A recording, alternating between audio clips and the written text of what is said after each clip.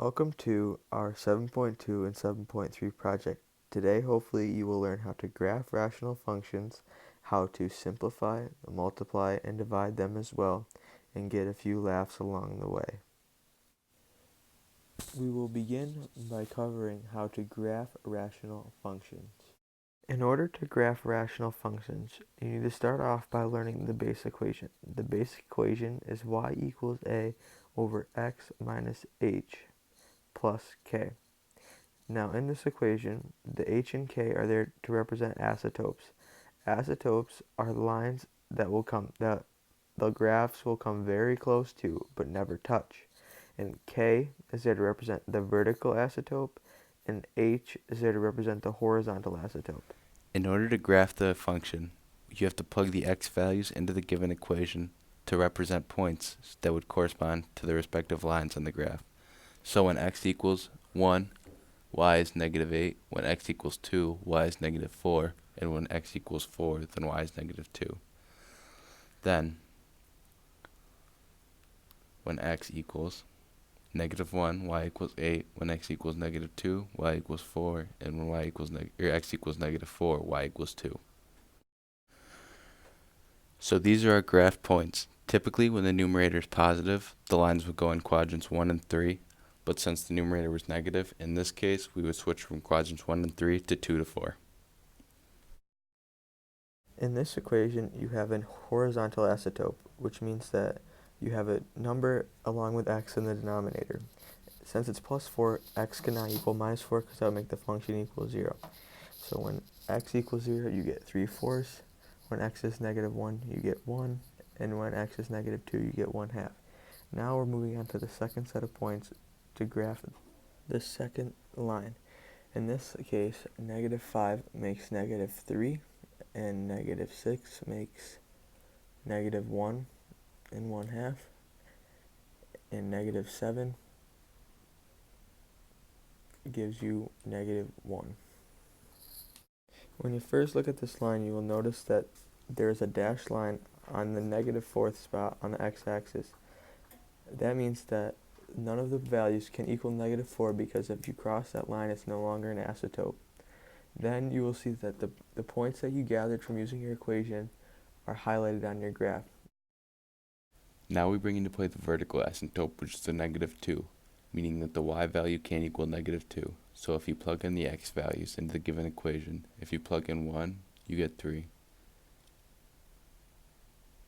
If you plug in 2, you get 0.5.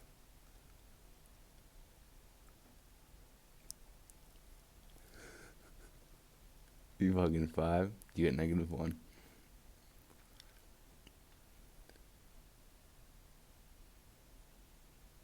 If you plug in negative 1, you get negative 7. If you plug in negative 2, you get negative 4.5. If you plug in negative 5, you get negative 3. As you can see, there's a dotted line at negative 2, meaning that the x or the y value cannot equal negative 2. And around that dotted line, we plugged in our points from earlier. We're just going to take a quick breather from all the math for a second, so pause the video for a good joke. So in this equation, the x value can't equal negative 1 and the y value can't equal 3 because of the both vertical and horizontal asymptotes. So when you plug the x values in, 1 comes out to be 2, 0 comes out to be 1, and negative 2 comes out to be 5, and negative 3 comes out to be 4. For this graph, you can see the two dotted lines and the respective plotted points around them, creating the two lines. Now we're going to move on to simplifying, dividing, and multiplying rational functions. In this rational function simplification problem, you will begin by dividing each of these into their simpler binomial forms. On the bottom, you will get x minus 3 and x plus 3, and on the top, the trinomial will simplify to x minus 4 and x plus 3. Then you will rewrite the simplified version of each function into its own fraction so that you can then further simplify the equation. The new fraction will be x minus 4 and x plus 3, over x minus 3 and x plus 3. Since the x plus 3's are the same, you will cancel them out. And by canceling these out, you know that the x value cannot be negative 3 because that would make x equal 0, which is the asymptote that it can't be. And then you rewrite the 2 that cannot be crossed out because they aren't the same, and that will leave you with your final answer. Alright, ladies and gentlemen, we are halfway there, so enjoy this fantastic joke about asymptotes.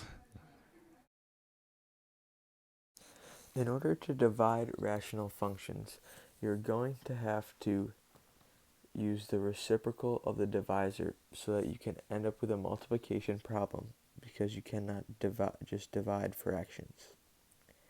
After the equations are flipped, you will then begin to simplify the terms so that you get the most simple sets of equations possible.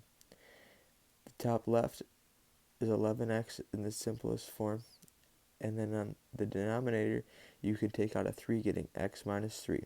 And then in the top right you can simplify it by changing the trinomial into two binomials. These binomials will be x minus 3 and x minus 5. And then in the denominator of that equation, it will simplify by taking out an x, and you can get x minus 5 with an x on the outside. After this, you are going to try to eliminate the most amount of terms possible.